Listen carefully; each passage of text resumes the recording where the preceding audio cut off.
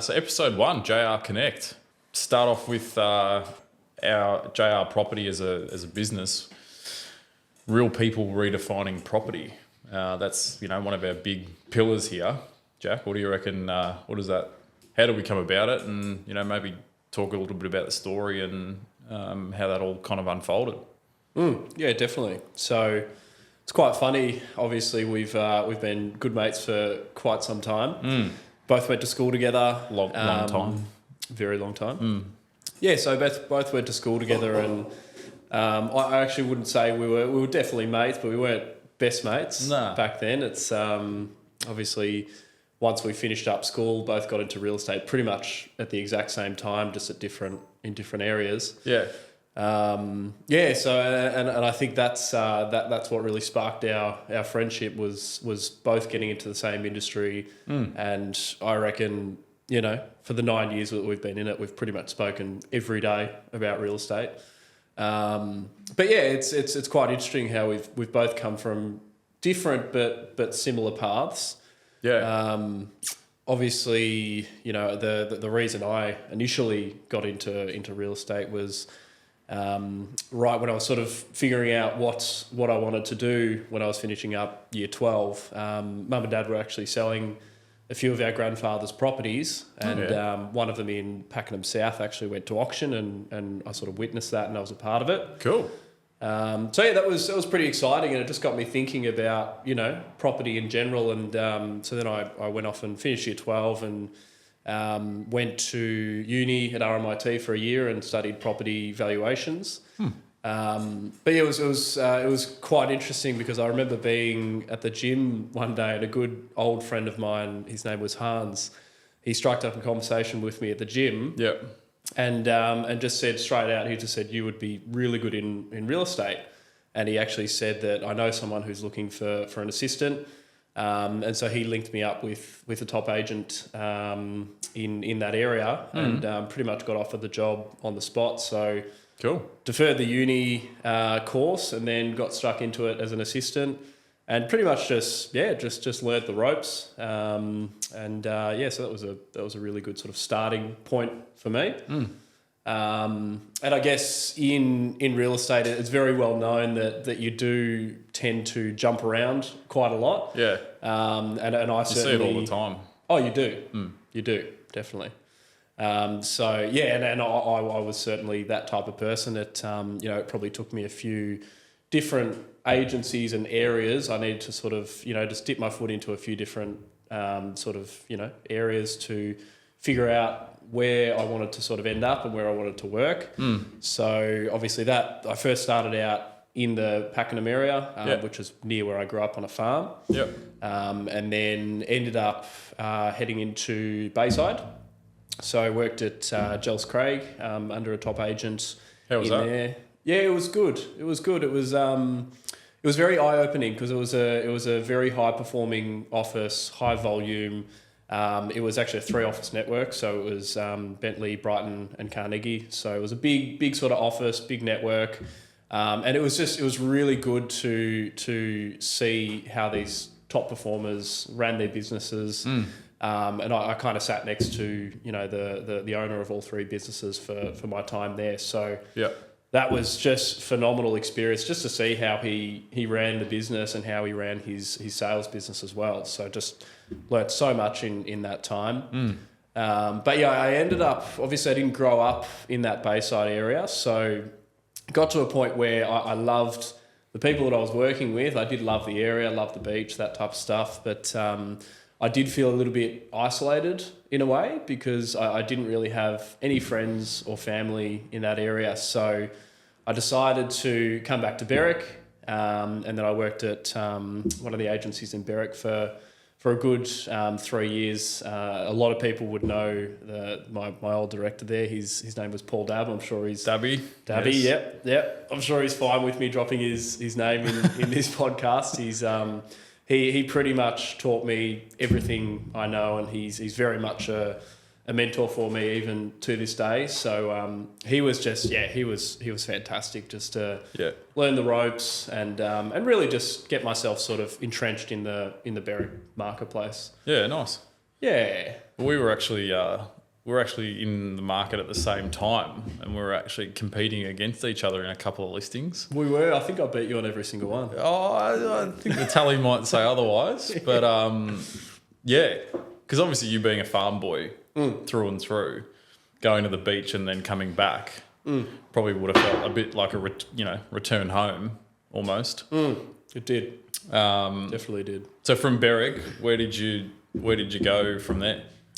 So yeah, from Berwick, it's probably important or even just interesting to touch on, even just points of adversity in life as well. You know, I remember, and Paul Dab will remember this very clearly as well. I remember 6 months into working at this agency when I was in Berwick. I think it was 6 months in, and I think I'd put one sale on the board, and I came in pretty hot. I thought I was, coming from Bayside, I thought I was pretty good. And, I came in pretty confident, as everyone in that office will probably tell you. Yeah. I think we can get a few accounts for that. Yeah, definitely a few accounts. But yeah, no, I came in pretty hot. Now, I think, it got to month 6, and I think I'd put one sale on the board. Yeah. And I remember Dabby pulled me aside, set up a meeting, and pretty much just said, mate, like you need to pull your finger out, you need to put your head down, and you need to make this work. Otherwise, you got to find a job elsewhere. Yeah, well. And it was from that point onwards where everything changed. My entire mentality changed. My entire view on how to treat clients and just the industry in general. My whole mentality changed. And from then on, it was just head down. I was in early every day. I was back late every night, and I just grinded for another 6 months. And Dabby could see that I was doing that.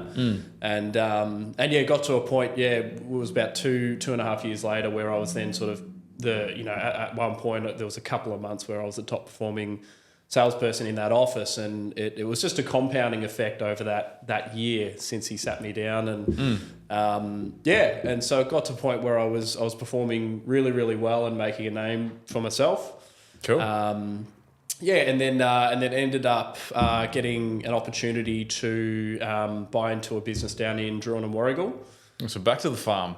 Yes. Officially. Yeah. So I actually grew up in a farm, 100 acres down that way. So nice. It was the way that I looked at it was prodigal son returns. Yeah, 100%, 100%.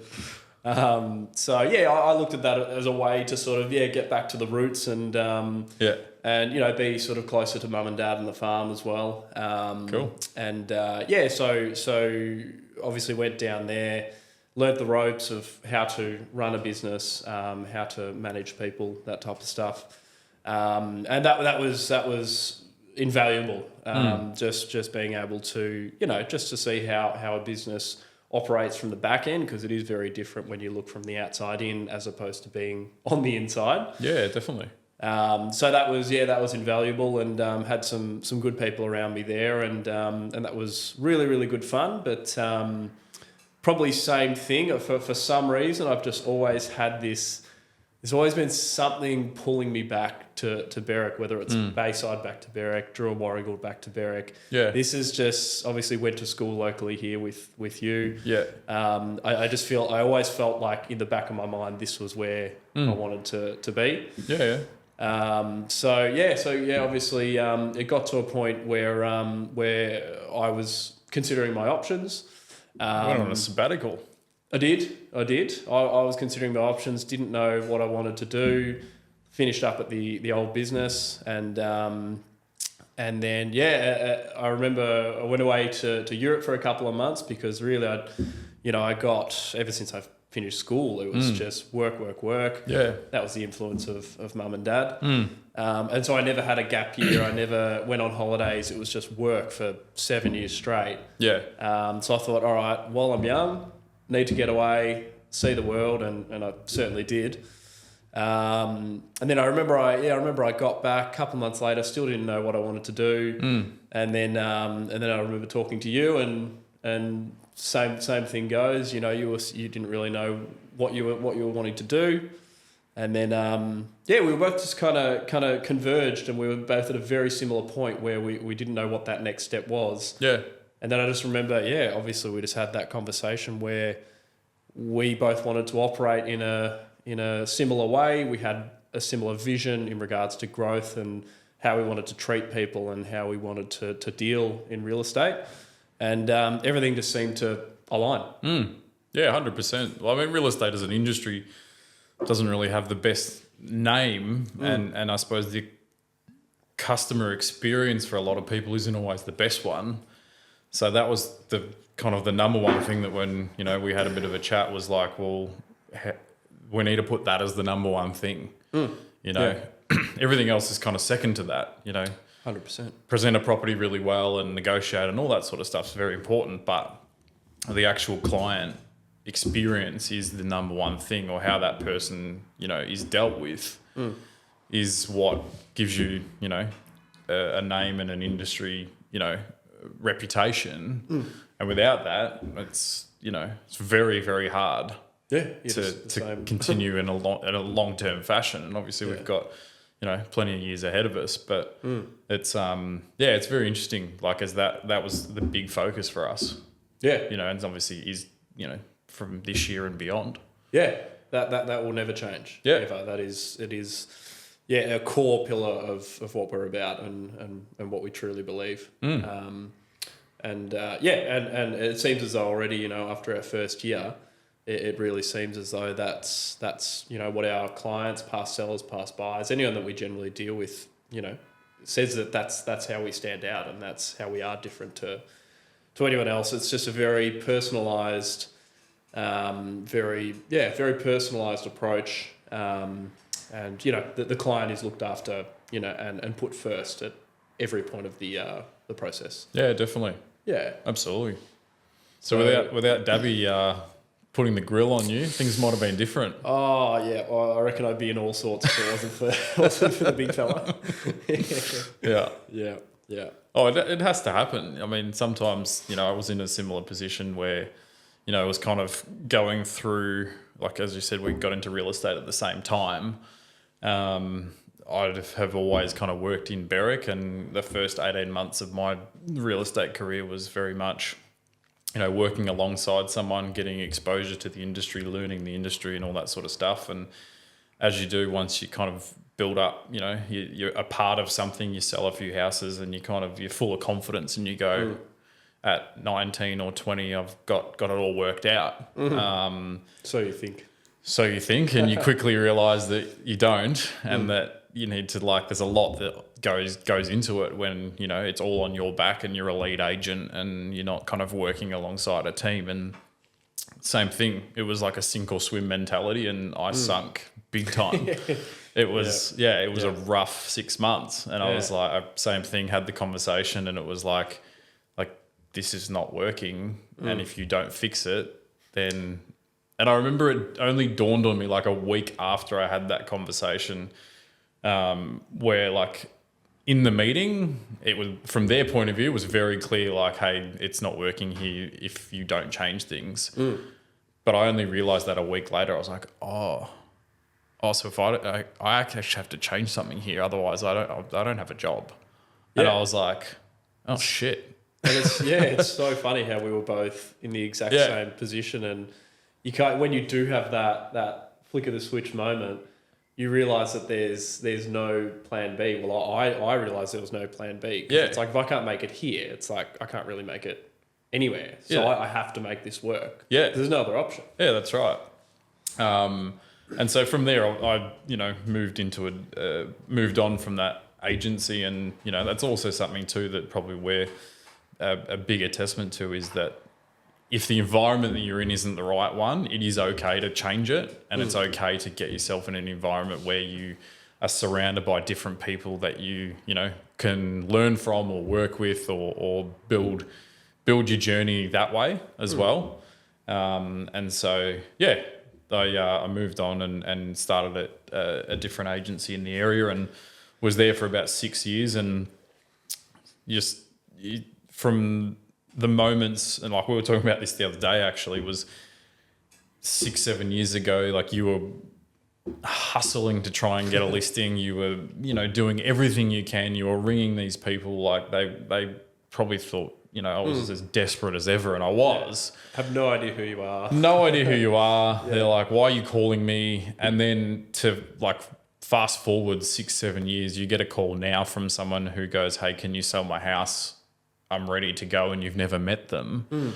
To look at that and go, for anyone out there who's like starting in real estate or is like, why is it not working for me?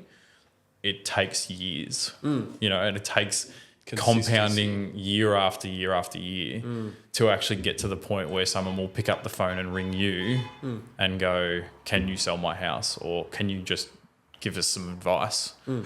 But that takes years of work, and you got to build up that level of trust and social proof, I guess. Yeah. So very much a long-term game. Hey. But I think, real estate is something that I think a lot of people fall into. Like I fell into it. Yeah. I came from school and went off and was studying at uni for a year. And what were you studying again? I was on the path to getting into medicine, actually. Now, my 12 months at uni, I just wasn't focused at all. Like I just wasn't there. I wasn't putting in the time and effort that you need to, and realised it just wasn't a path that I wanted to go down. And I think without going through that experience, again, wouldn't have been put in this direction. And it was a massive kind of thought of like, what do I do? Because you spend the same thing, years studying through school. This is what you want to do. You get to that point that you divert paths, and then you go, all right, what next? And that what next was a very scary thought, and like it was, a path that you had no idea about. Yeah. It was just like, all right, let's get into real estate, see what that's all about. Yeah. And then you do, and then you realise, all right, give this a crack. And, 2 years into it, you kind of feel like you're back to square one. Yeah. And then you go again for 5 or so years, and, you build up hopefully a bit of a client base, and you sell a few houses, and the wheels kind of starts to make sense. Yeah. The activities start to make more sense, and the pieces kind of connect a bit better. So it's been a very interesting journey actually to get to this point. And I think without that thought of like the environment that you're in, if that's not the environment that you think is going to help you become better year on year, it's okay to change. And it's okay to look, whether it's like you change of area or whether it's change of business within the same area. It's always, you always put yourself around people that will help you, and you can, learn from, to go from here to here and take your business to another level. Yeah. And I remember a key journey for that, like a key point for that for me along the way was I reached out to a guy in the industry named Ryan Fisher, actually. So that was a changing point for you, wasn't it? It was a turning point, actually. It was a turning point. I remember at the time he was, kind of floating in and out, doing a few things, and he'd come into the industry, no experience, and just kind of, shot the lights out. And I was like, all right, I want to have a chat to this guy. And anyway, I got chatting to him. He's like, I'm doing a bit of training. It's an 8-hour training, whatever. Sat down with him all day. But in that conversation, he was like, and it came to the end of it, and he's like, oh, so do you know how much the training is? Like, he kind of like just wanted to confirm with me that I was right to pay the training. And I had no idea how much it was. And at the time, it was like a massive amount in retrospect to what I was listing and selling. And I was like, shit, okay. And it was like that moment where you kind of like, you could easily back away from it and you could go, oh, that's a lot of money. And I was like, something was just telling me like, do it. It was like that voice in the back of you, like, do it. And so do it. And so I did. And I sat down with him all day, and he basically just picked my business apart. And it was just like, there's so many areas, and they're not like difficult things, but there's so many things that you can do to set yourself apart within the industry that are so easy and so simple. Yeah. And that was just a complete turning point for me to look at things completely differently and realize that you spend a lot of time on things that you probably don't need to, but spend a good chunk on the stuff that you really need to. Yeah. And that was a massive takeaway, and sort of completely transform my business to then focus on, things like different property types and clients and things like that. And, it's kind of translated now to the work I was doing 5 years ago is now, showing through today and next year and years beyond. Yeah. So very good. Yeah. Very good. It's been an interesting journey, but yeah, I think for the both of us and sort of collaborating now together and, working on JR Property and now and beyond, it's I think having those pillars and that experience that we went through to get to now, helps us to kind of look at it on a bird's eye view and go, all right, what can we improve? What can we change? How can we make it, how can we make this better for the people that we work with? Yeah. Yeah. 100%. Definitely. And all those sort of setbacks that we both had and periods of adversity over the last 9 years each, that all had to happen. Yeah. To allow us to get to this point and to now obviously go off and make sure that we're setting ourselves apart from anyone else and really just pioneering, real estate for this area. Yeah. Our whole mentality is just what can we do differently? How can we set our properties apart that are for sale? How can we better service our vendors? That type of stuff. Definitely. So, yeah. Love it. Well, I know you and I know the story, but for everyone else out there who, may be wondering who are these, who is J and who is R, that's us. So It's the boys. episode 1 in the books. Look forward to the next one.